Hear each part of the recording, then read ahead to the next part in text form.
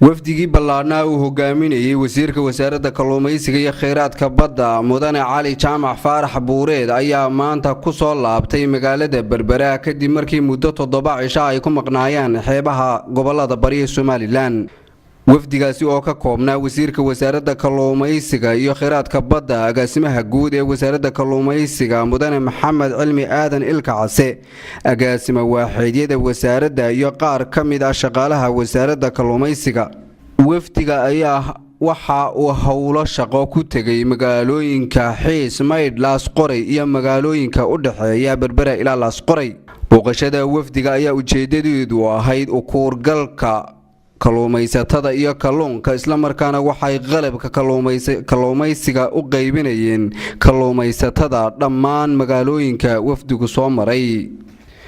wafdiga uu hogaaminayay wasiirka wasaaradda kalluumaysiga iyo kheyraadka badda cali jaamac faarax buureed ayaa si weyn loogu soo dhaweeyay dhammaan magaalooyinkii booqashada howleed uu ku tagay.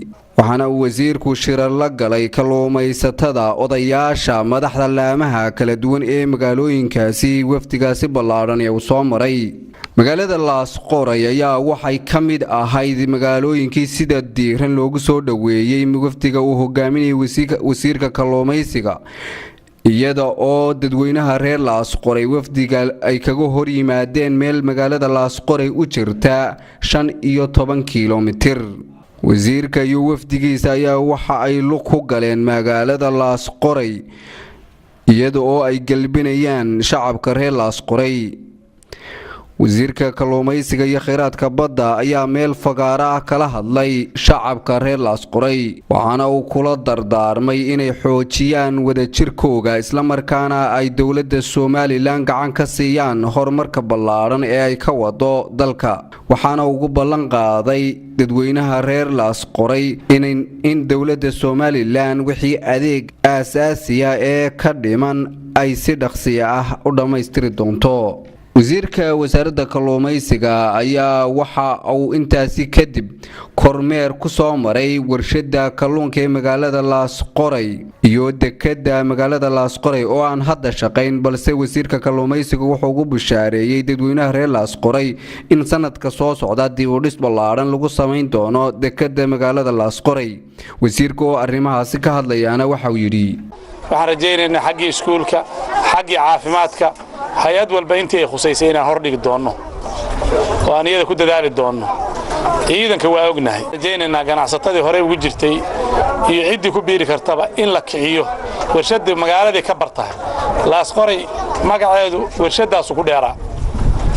haddeerna markii warshada kalluunka kacdo waxaa laga rajaynayaa khayr badan baa laga rajaynayaa iyo dhaqdhaqaaq badan iyo tacmiir badan oo magaalada inoo soo gasha.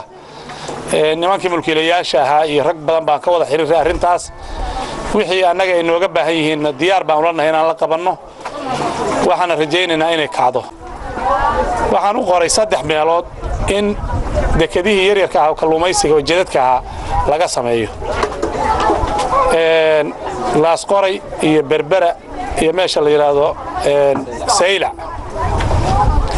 jadka yarka hadduu inoo foqi ama kii kolle khubara la soo diraya ama kii hadday atirmo ama kii hal burburiyo la yiraahdo shaqayn maayo mid kale aan sameynay.